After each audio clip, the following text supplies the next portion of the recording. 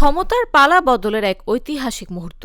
দীর্ঘ ২ দশক পর আবারও রাষ্ট্র পরিচালনার দায়িত্ব নিল বাংলাদেশ জাতীয়তাবাদী দল। আর এই নতুন অধ্যায়ের কেন্দ্রবিন্দুতে রয়েছেন একজন আলোচিত রাজনৈতিক ব্যক্তিত্ব তারেক রহমান। প্রথমবারের মতো প্রধানমন্ত্রীর শপথ নিয়ে তিনি গঠন করেছেন ৫০ সদস্যের নতুন মন্ত্রিসভা, যেখানে অভিজ্ঞতা ও নতুন নেতৃত্বের সমন্বয়ে সাজানো হয়েছে রাষ্ট্র পরিচালনার মূল কাঠামো। মঙ্গলবার বিকেলে জাতীয় সংসদ ভবনের দক্ষিণ প্লাজায় রাষ্ট্রপতি মোহাম্মদ শাহাবুদ্দিন প্রধানমন্ত্রীর শপথ বাক্য পাঠ করান। একই অনুষ্ঠানে ২৫ জন মন্ত্রী ও ২৪ জন প্রতিমন্ত্রীও শপথ নেন। এরপর গভীর রাতে মন্ত্রিপরিষদ বিভাগ প্রজ্ঞাপন জারি করে নতুন মন্ত্রিসভার দপ্তর বণ্টন চূড়ান্ত করে। এর মাধ্যমে আনুষ্ঠানিকভাবে যাত্রা শুরু করে নতুন সরকারের প্রশাসনিক কার্যক্রম। প্রধানমন্ত্রী নিজের অধীনে রেখেছেন মন্ত্রিপরিষদ বিভাগ, প্রতিরক্ষা মন্ত্রণালয় এবং সশস্ত্র বাহিনী বিভাগ, যা রাষ্ট্র পরিচালনার সবচেয়ে গুরুত্বপূর্ণ ও কৌশলগত দপ্তর হিসেবে বিবেচিত। নতুন মন্ত্রিসভায় গুরুত্বপূর্ণ দায়িত্ব পেয়েছেন দলের শীর্ষ নেতারা। মির্জা ফখরুল ইসলাম আলমগীরকে দেয়া হয়েছে স্থানীয় সরকার, পল্লী উন্নয়ন ও সমবায় মন্ত্রণালয়। আমির খসরু মাহমুদ চৌধুরী পেয়েছেন অর্থ ও পরিকল্পনা মন্ত্রণালয়ের মতো গুরুত্বপূর্ণ দপ্তর। স্বরাষ্ট্র মন্ত্রণালয়ের দায়িত্ব পেয়েছেন সালাউদ্দিন আহমদ। আর পররাষ্ট্র মন্ত্রণালয়ের দায়িত্ব দেওয়া হয়েছে ড খলিলুর রহমানকে। বিদ্যুৎ ও জ্বালানি খাতে দায়িত্বে আছেন ইকবাল হাসান মাহমুদ। আর আইন ও বিচার বিভাগের দায়িত্ব পেয়েছেন মোহাম্মদ আসাদুজ্জামান। শিক্ষা মন্ত্রণালয় এবং প্রাথমিক ও গণশিক্ষা মন্ত্রণালয়ের দায়িত্ব দেওয়া হয়েছে আনম ও এহসানুল হক মিলনকে, যা দেশের ভবিষ্যৎ প্রজন্ম গঠনে গুরুত্বপূর্ণ ভূমিকা রাখবে।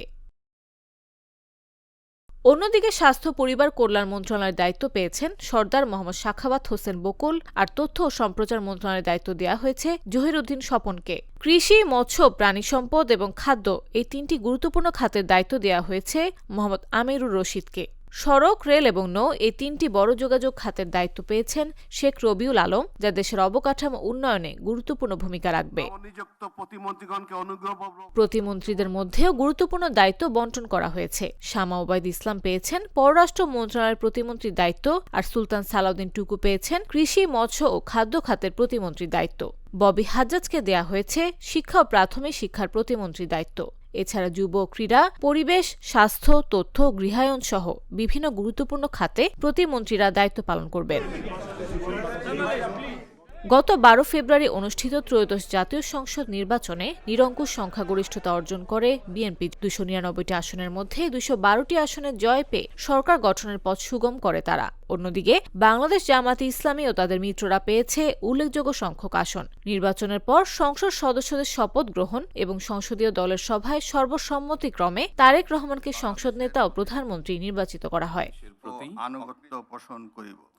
নতুন এই মন্ত্রিসভা দেশের রাজনীতিতে এক নতুন অধ্যায়ের সূচনা করেছে। অভিজ্ঞ রাজনীতিক ও নতুন নেতৃত্বের সমন্বয়ে গঠিত এই সরকার এখন দেশের অর্থনীতি, প্রশাসন, শিক্ষা, স্বাস্থ্য ও অবকাঠামো সহ সব খাতে উন্নয়নের প্রতিশ্রুতি বাস্তবায়নের চ্যালেঞ্জ নিয়ে যাত্রা শুরু করেছে। জনগণের প্রত্যাশা এখন এই নতুন নেতৃত্ব দেশকে স্থিতিশীলতা, উন্নয়ন ও সমৃদ্ধির পথে এগিয়ে নিয়ে যাবে। নিউজ ডেস্ক, জাগো নিউজ।